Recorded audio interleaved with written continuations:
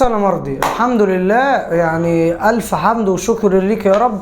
النهارده يعني يعتبر مباراة جيدة من النادي الاهلي ومباراة سيئة حرفيا. الاهلي كان بيلاعب نفسه ما عدا كورة من الترجي اللي هي كانت بتاعت رودريجو ولا رودريجيز ده اللي عملها في اول الماتش. تمام. بما ان اللي انت كده دلوقتي انت برضه ما تقدرش تحدد اللي انت بطل افريقيا لحد دلوقتي، بس انت الاهلي وما تقدرش تغير الواقع اللي حواليك. اللي انت الاهلي مميز في كل حاجه، مميز في طريقه اللعب النهارده، مميز كبطوله، مميز في البطولات اللي هو جايبها. بس انا قبل ما ابدا ادي تحيه كبيره للي عمل الناس اللي شاركت في التيفو بتاعت الترجي، انا اديله الف تحيه. ويعتبر نهائي وصلوا رسالة هي بتعبر لكل واحد من الوطن العربي او لكل واحد انسان بيحاول يؤدي الرسالة. ربنا يبارك للي عمل الرسالة دي. تمام. والحاجة الوحيدة اللي عجباني اللي في جمهور حقيقي كان موجود عندنا، موجود في رادس، ورادس فيها حكايات وروايات. وبما ان النهاردة انا متضايق النهاردة لأنا ما طلعتش كسبان، وبما ان اللي انت قبل ما تبدأ الماتش في اداء غريب شوية، هنبتدي نتكلم جد في نقط كانت ايجابية ونقط سلبية. السلبية هاني وحسين الشحات، وممكن نضم معاهم مين تاني يا ربي، وبيرسي تاو. الله اكبر على وسام ابو علي. وسام ابو علي يا ابو علي يا ابو علي، اتدلع يا ابو علي. ايه الحلاوه دي؟ هي دي مواصفات المهاجم الطبيعي، البني ادم الطبيعي عادي اللي بيلعب كوره طبيعيه، مش اللي انا بحس اللي فيه نقص في الدوري المصري اللي مفيش حد بيعمل كده. بس ما علينا، هي نقطه انا عايز اتكلم فيها، حوار اصابه علي معلول.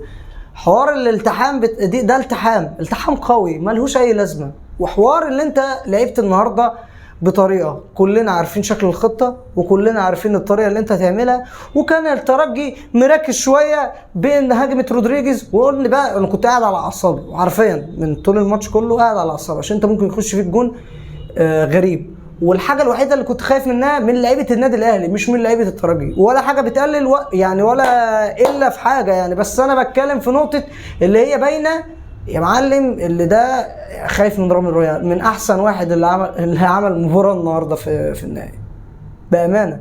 هاني انا ما اعرفش فيه ايه، وايه اللي مخليه يوتره، اللي هو لعب مباراه اوسخ من كده وكان بيلعب جامد. انت اول مره تلعب يعني امام هعذره في نقطه اللي هو ايه، متوتر مش عارف يستلم، برغم اللي هو ده لاعب ليه قيمه كبيره برضه ولاعب مميز في الدوري المصري وفي النادي الاهلي. لكن انت يا استاذ محمد هاني، تمام، انت بتستلم الكرة مش عارف انت تلعبها لمين، انت مش عارف تلعبها لمين. وحوار علي معلول لما اتصاب والالتحام اللي هو ولا ليه اي لازمه، تمام، اللي هو انا ما اعرفش هو اللاعب دخل عليه ليه، مش فاهم يا عم. جرينتا خلاص انت طلعت، وايه نقطه حوار اللي انت خلاص هو طلع نزل لك كريم فؤاد بمركز هو ما كانش يعني هو مش معوده عليه اصلا، بس ما فيش غيره ادى الدور كويس وعلى قد ما تقدر. وهو كان اكتر واحد في الشوط الاول اللي كان بيتقطع منه كوره، تمام، هو وهاني.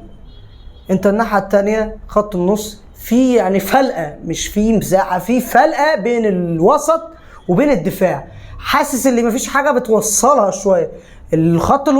خط النص كله بيضم فاهم مع الهجوم، بالرغم ان انت مش محتاج تعمل كل ده.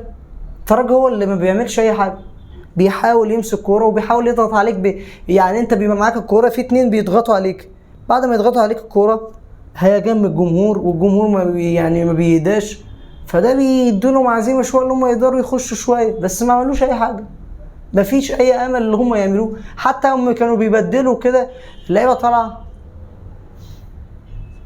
يا جماعه انتوا بتلعبوا على ارضكم. وعصام الشوالي يقول لك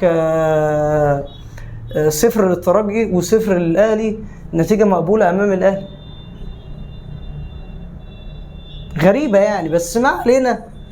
النفسيه زي دي اتمنى ما يتغيرش. حاسس الماتش بيتصعب اكتر عشان انت الترجي مش هيكون حاطط، يعني يعتبر الناس مش هيدوله امل ان انت تكسب البطوله، فهيحط العاتق عليك انت.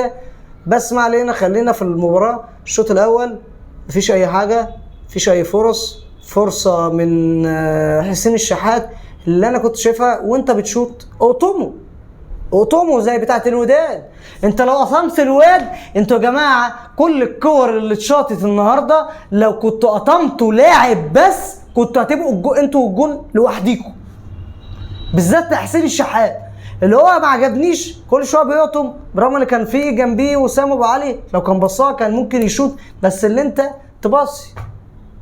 عجبني من امام اللي هو يعني حاول يشوط من بعيد وكان ممكن جون يخش بسبب كده، والحارس اللي طالعين بيه في السماء كان متوتر، واكيد طبعا احنا مش بتريق عليه بس هو باين قوي اللي هو مش متعود لمباريات زي دي. عمل ماتش كويس قدام سان داونز وكده، بس فاهم الاهلي غير مش اي حد، وبامانه مش غرور، دي هي ثقه يعني فاهمني. وحوار اللي هي التخفيله بتاعت اللي انت بتشوف اللي كولر عمل التخفيله بتاعت الترجي وخلاص قالوا كده هيبتدوا يهاجموا وبتاع، لا الموضوع عكس.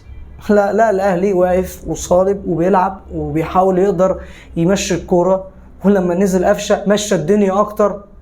وحوار اللي انت خط النص اللي بكلم فيه عجبني، اللي مروان عطيه من احسن الناس برضو في المباراه النهارده رجع وابتدى يستلم ويبني الهجمه فاهمني، الهجمه اللي بتبقى بسيطه يعني ما فيش هجمه اللي هي يعني تحس فيها خطوره وبتاع، بس بيمشي اللاعب وده المطلوب يعني. انت مش طالب منه اكتر من كده، بس ايه فاهم كان في فرصه ان انت ممكن تجيب جون لو هاجمت اكتر، بس انت مش ضامن اللعيبه اللي هتلعب قدامك بهجمات مرتده انت فاهم.